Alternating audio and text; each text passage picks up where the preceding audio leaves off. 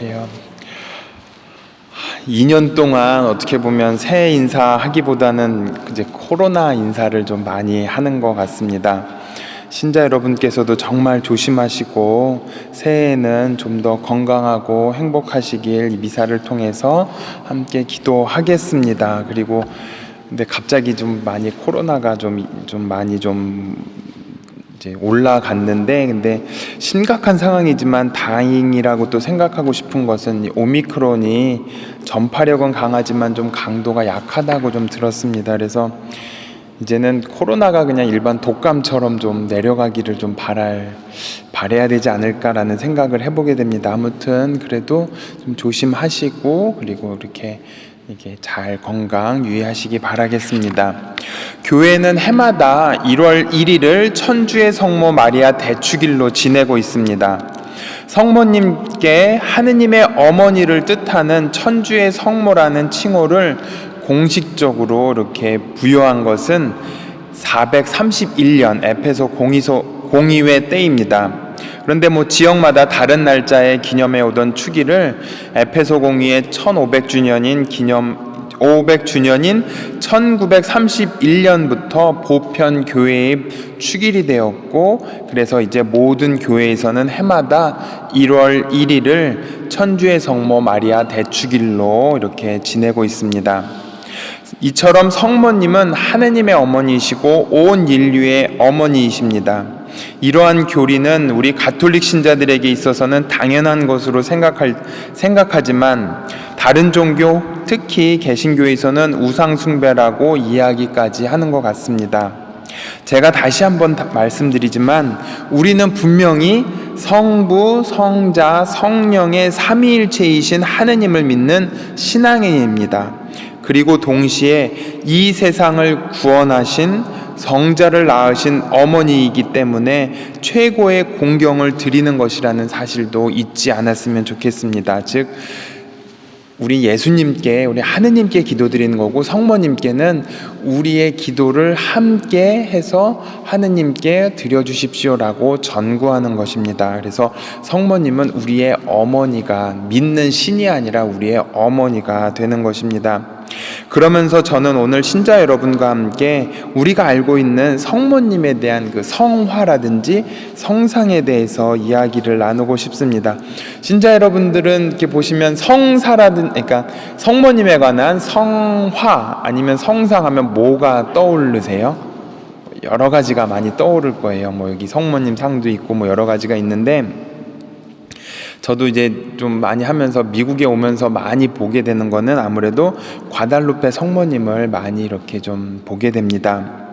과달루페 성모님은 정말로 어떻게 보면 인류 최초의 성모님 발현으로 공식적으로 인정이 됐는데, 1660년 그 크루즈라는 신학자는 과달루페의 성모님 화는 그림은 성모님께서 당신의 원죄 없으신 잉태를 도상학적으로 표현으로 드러낸 것이다 라고 이야기를 했고, 또 다른 신학자는 과달루페 성모화는 원죄 없으신 잉태의 최고의 표현이라고 이렇게 설명을 합니다.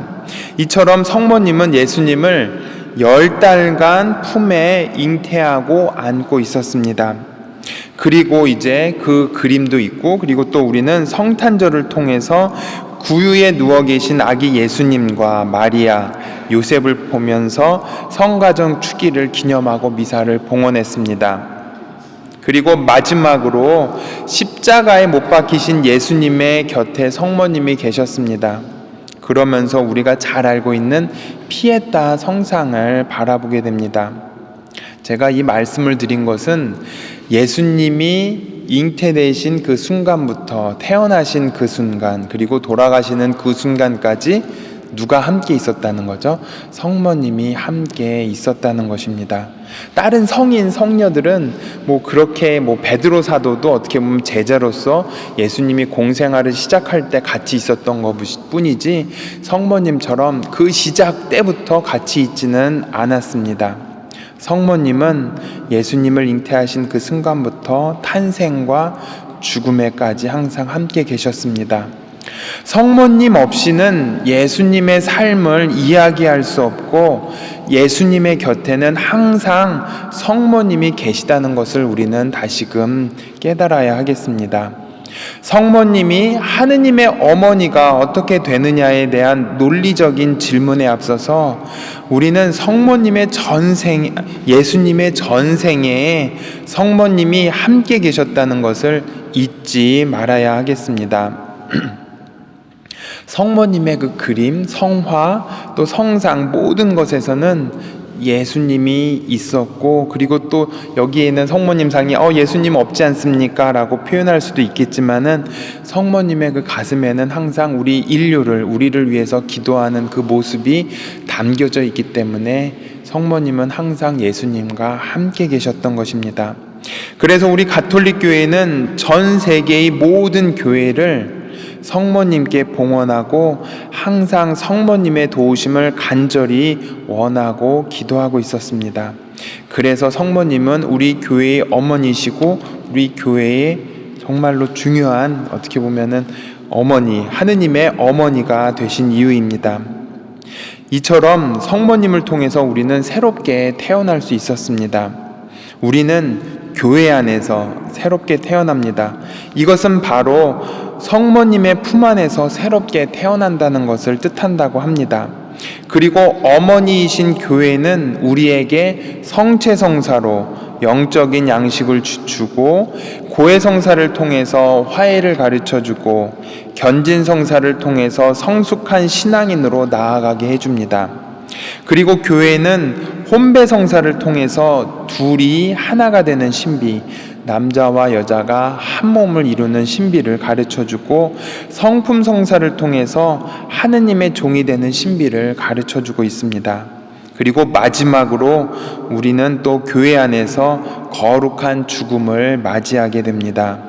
우리 교회의 이 7가지 성사 안에 성모님은 예수님과 함께 계셨고 모든 삶 안에 우리와 함께 계셨던 것입니다. 이러한 과정은 제가 처음에 말씀드렸듯이 과달루페 성모님의 품 안에서 예수님이 잉태되셨고, 그리고 구유에 누워 계신 예수님 곁에 성모님과 요셉이 있었고, 십자가의 죽음 이후 피에타의 슬픔에 우리의 온 삶의 여정이 담겨져 있다는 것을 잊지 않았으면 좋겠습니다. 이제 예수님과 성모님의 삶을 묵상하면서 우리도 이 교회 안에서 7가지 성사 안에 함께하는 신앙인이 되도록 노력해야겠습니다. 우리가 새해 들어서 다짐해야 할 것이 많이 있습니다. 여러 가지가 있겠지만 그 수많은 다짐 속에서 가장 중요한 것은 예수님, 성모님과 함께 하겠습니다라는 그 작은 다짐부터 시작하는 것이 소중하지 않을까라는 생각을 해보게 됩니다. 예수님 없이는 성모님을 생각할 수 없고 성모님 없이도 우리는 예수님을 생각할 수 없습니다. 그러면은 우리도 항상 예수님과 성모님이 우리 곁에 내 마음 안에 항상 있기를 다짐하면서 오늘 이 미사를 봉헌했으면 좋겠습니다. 잠시 묵상하겠습니다.